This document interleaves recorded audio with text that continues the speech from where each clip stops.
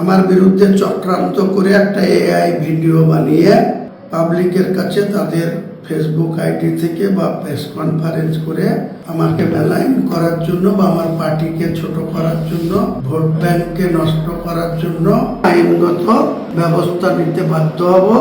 একটা আমার ভিডিও তৃণমূল কংগ্রেস আমাকে রাজনৈতিকভাবে মোকাবেলা করতে না পেরে আমার বিরুদ্ধে চক্রান্ত করে একটা এআই ভিডিও বানিয়ে সেটা পাবলিকের কাছে তাদের ফেসবুক আইডি থেকে বা প্রেস কনফারেন্স করে আমাকে মেলাইন করার জন্য বা আমার পার্টিকে ছোট করার জন্য বা আমার পার্টির ভোট ব্যাংককে নষ্ট করার জন্য তৃণমূল কংগ্রেসের সুপ্রিমো মমতা ব্যানার্জি, তাদের দলের সাধারণ সম্পাদক অভিষেক ব্যানার্জি, ববি হাকিম, কুণাল ঘোষরা, এর আগে আপনারা দেখেছেন যে ববি হাকিমকে স্টিং কাউন্টে টাকা নিতে দেখা গিয়েছিল, সুদীপ বন্দ্যোপাধ্যায়দের টাকা নিতে দেখা গিয়েছিল, সৌগত রায়দের টাকা নিতে দেখা গিয়েছিল।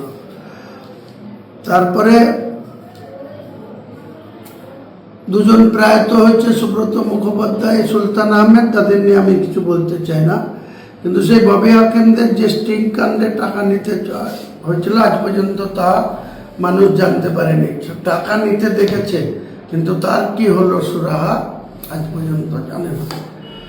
আমাকে 4ঠা ডিসেম্বর বাবরি মসজিদ করার জন্য তৃণমূল দল ববি হাকিমের মুখ দিয়ে কলকাতায় মুর্শিদাবাদের দুজন এমএলএকে যথাক্রমে নিয়ামত শেখ এবং আকরুজ্জামানকে পাশে বসিয়ে ববি হাকিম বলেছিল যে রেজিনগরে বাড়ি আর বেলডাঙ্গাতে বাবরি মসজিদ কেন করবে, এতে দাঙ্গা হবে, এটা মুসলমানদের ভালো হবে না, মুসলমানরা বিপদে পড়বে।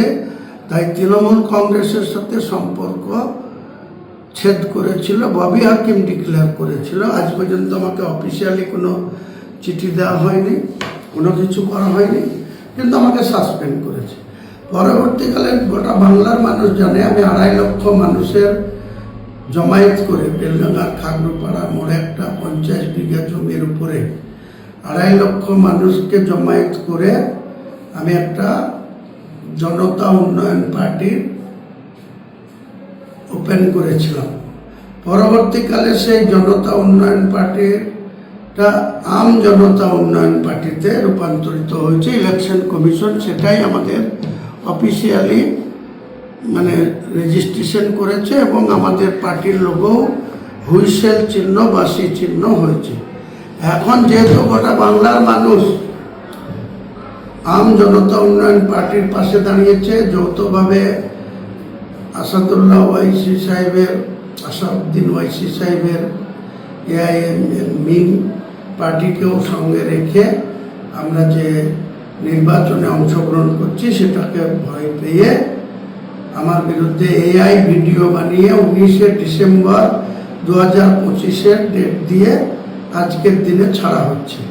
আমার মমতা ব্যানার্জির কাছে, অভিষেক ব্যানার্জির কাছে, কুণাল ঘোষের কাছে, ববি হাকিমের কাছে প্রশ্ন, 19শে ডিসেম্বর তো মুখ্যমন্ত্রী ছিলেন, চিফ সেক্রেটারি ছিলেন, হোম সেক্রেটারি ছিলেন, রাজ্যের প্রশাসন ছিল, তৃণমূল কংগ্রেসের এসব নেতারাও ছিল। তাহলে 19শে ডিসেম্বরের যদি এই ধরনের ভিডিও তাদের কাছে থেকে থাকে, আমি কার সঙ্গে কথা বলেছি, কার সঙ্গে চুক্তি করেছি, তাহলে অপর দিকে কে?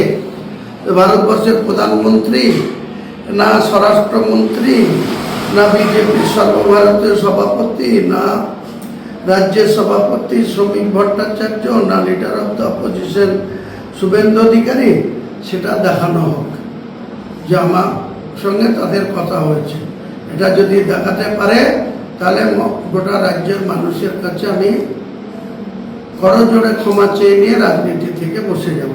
আর যদি না দেখাতে পারে তাহলে আমাকে বা আমার পার্টিকে ছোট করার জন্য, বাংলার মানুষের আমাদের সম্মানহানি করার জন্য যে প্রকাণ্ড করছে মমতা ব্যানার্জি, অভিষেক ব্যানার্জি, কুণাল ঘোষ, ববি, তাদের বিরুদ্ধে আমি আইনগত ব্যবস্থা নিতে বাধ্য হব বা আমার মান সম্মানের যে ক্ষতি হয়েছে, আমার পার্টির যে ক্ষতি হয়েছে সেটার ক্ষতিপূরণ হিসেবে তাদের বিরুদ্ধে মানহানি মামলা অনারেবল হাইকোর্টে করতে বাধ্য হবে।